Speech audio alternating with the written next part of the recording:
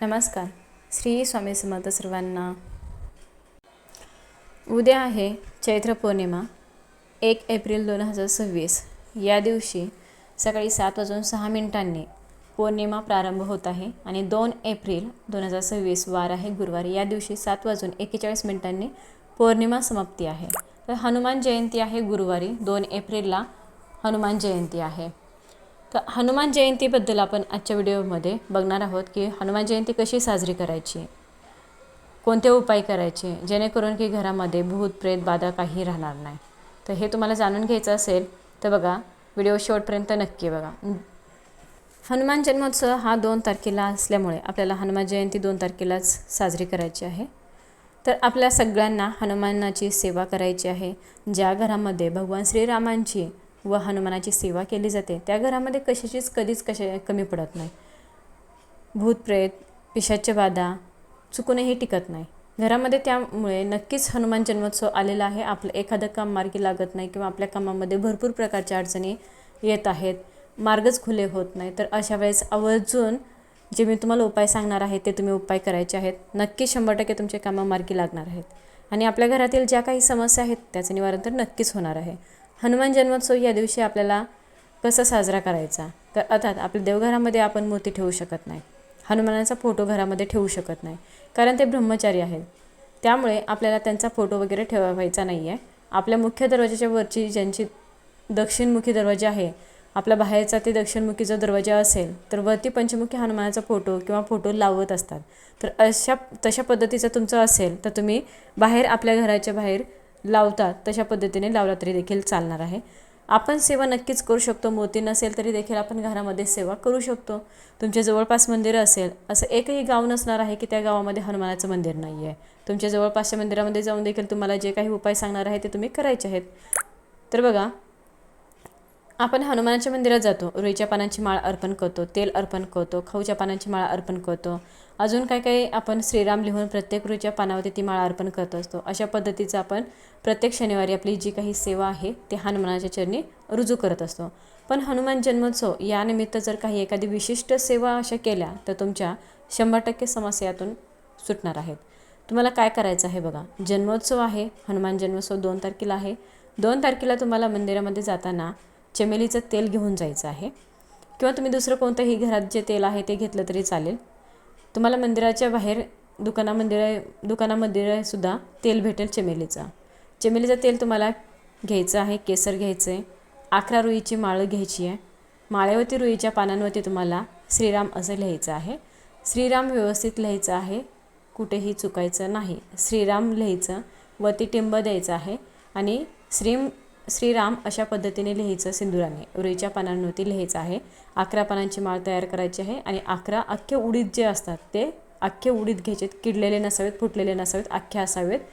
तर ते 11 उडीद घ्यायचे आहेत आणि 11 उडीद 11 पानांची माळ या सगळ्या वस्तू एकत्रित घ्यायच्या आहेत आणि मंदिरात जाऊन ते आपल्याला तिथे अर्पण करायचे आहेत. त्या अर्पण केल्यानंतर तुमची जी काही समस्या आहे, जी काही संकटं आहेत, कोणतंही संकट असो, मग भूत प्रेत पिशाच बाधा असो, कन्यबाधा असो किंवा अन्य कोणत्याही मार्ग असो किंवा ते मार्गच खुलत नाही आहेत, मग मार्ग तुम्हाला सापडतच नाही, अडथळे येत आहेत, अशा प्रकारे तुमच्या ज्या काही समस्या आहेत त्या तुम्ही तिथे समस्येचं निवारण 100% तिथे होणारच. अशा पद्धतीचे तुम्हाला अत्यंत प्रभावी अशी सेवा करायची आहे. आणखी एक, तुम्हाला हरभऱ्याची डाळ देखील तुमच्या इच्छेने मूठभर वगैरे व्यवस्थित घेऊन जायचं. हरभऱ्याची डाळ नाही, म्हणजे हरभरा घेऊन जायचं किंवा हरभऱ्याची डाळ घेऊन घेतलं तरी तुम्हाला चालेल. तिथे अर्पण करायचं आहे आणि तुम्हाला तुमच्या ज्या काही समस्या आहेत त्या सांगितल्या तशा पद्धतीने तुम्हाला तिथे अर्पण करायचं आहे. आणि तिथे आपल्याला हनुमान चालीसाचा पाठ करायचा आहे. मंदिरामध्ये बसून तुम्हाला 11 वेळेस हनुमान चालीसाचा पाठ करायचा आहे.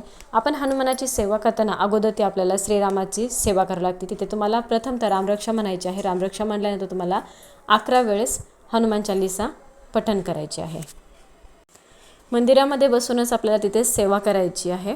शक्य झालं तर मंदिरामध्येच करा, शक्य नसेल तर घरी आल्यानंतर केले तरी पण चालेल. आणखी एक करायचं आहे की 4 तुम्हाला चपात्या करायच्या आहेत, ज्याला तेल लावायचं नाही, तूप लावायचं नाही. आणि ज्या आपण चपात्या झाल्यानंतर त्याच्यामध्ये आपण गोड वगैरे काही टाकायचं नाही आहे, त्याच्यात चुरायच्या आहेत चपात्या आणि त्याचा लाडू तयार करायचा आहे. आपल्या जवळपासच्या मंदिरामध्ये जाऊन हनुमानाला अर्पण करायचं आहे. तुमच्या मनातली एखादी इच्छा बोलून जरी तुम्ही अर्पण केलात तरी देखील चालणार आहे. अशा पद्धतीने तुम्हाला नैवेद्य अर्पण करायचं आहे। नैवेद्य झाल्यानंतर सेवा ज्या करायच्या आहेत ते तुम्हाला सेवा सांगितलेलीच आहे। रामरक्षा पठण करायचं। भगवान श्रीरामांचे जे भक्त आहेत म्हणजे हनुमान, त्यांना हनुमानांना प्रिय काय आहे तर श्रीरामांची सेवा। प्रभू श्रीरामांची सेवा प्रिय आहे आणि प्रभू श्रीरामांना प्रिय काय आहे तर हनुमानजी प्रिय आहेत। त्यामुळे आपल्याला सेवा करायची आहे। तुम्हाला तिथे 7 वेळा रामरक्षा बोलायची आहे। जर शक्य नसेल तर 1 वेळा बोला।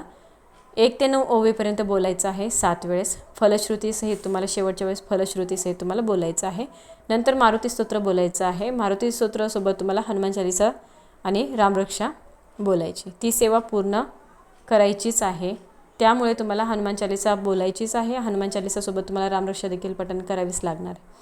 तुम्ही बजरंग बाण देखील बोलू शकतात, सुंदरकांड बोलू शकता। तुम्हाला 1 वेळा बाकीची सेवा करायची आहे। तुम्ही 7 वेळा रामरक्षा बोला, 7 वेळा हनुमान चालीसा बोला किंवा 11 वेळा बोला। 1 वेळा बजरंग पाठ आणि 1 वेळा सुंदरकांड तुम्हाला बोलायचं आहे। नाही आहे तुम्हाला म्हणायला, श्रवण करा, यूट्यूबला लावा आणि यूट्यूबला लावून श्रवण करा।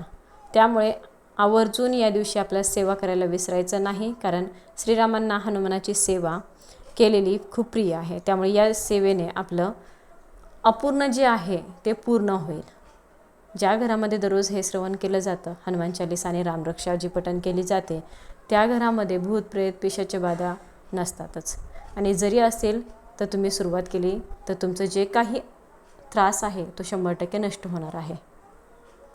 त्यामुळे घरामध्ये एकदा तरी हनुमान चालीसा आणि रामरक्षा पठण करायचं आहे, श्रवण करायचं आहे। या दिवशी आवर्जून अन्नदान करायचं आहे। अन्नदानाला विशेष असं महत्त्व आहे, त्यामुळे अन्नदान करायला अजिबात विसरायचं नाही। तुमच्या इच्छेने काही तुम्ही अन्नदान करू शकतात। गोरगरिबांना अन्नदान करा। सेंदूर आता अर्पण करायचं नाही, सेंदूर कोणाला दान करायचा नाही, तर ही एक चूक आपल्याला त्या दिवशी टाळायची आहे। बाकी कोणत्याही गोष्टी तुम्ही अर्पण करू शकतात, दान करू शकतात तुम्ही। त्यामुळे नक्कीच दानाला अतिशय महत्त्व आहे। अन्नदान किंवा दानधर्म म्हणजेच महादान।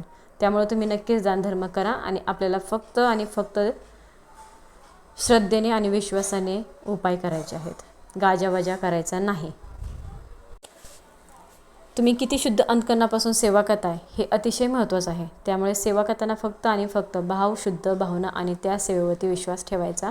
ही सेवा आपल्याला करायचीच आहे आणि मला गॅरंटी आहे माझे सगळे सेवेकरी या सेवा करणारच आहेत।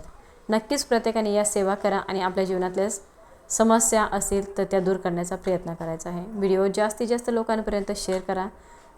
कमेंटमध्ये श्री स्वामी समर्थ लिहायला विसरू नका।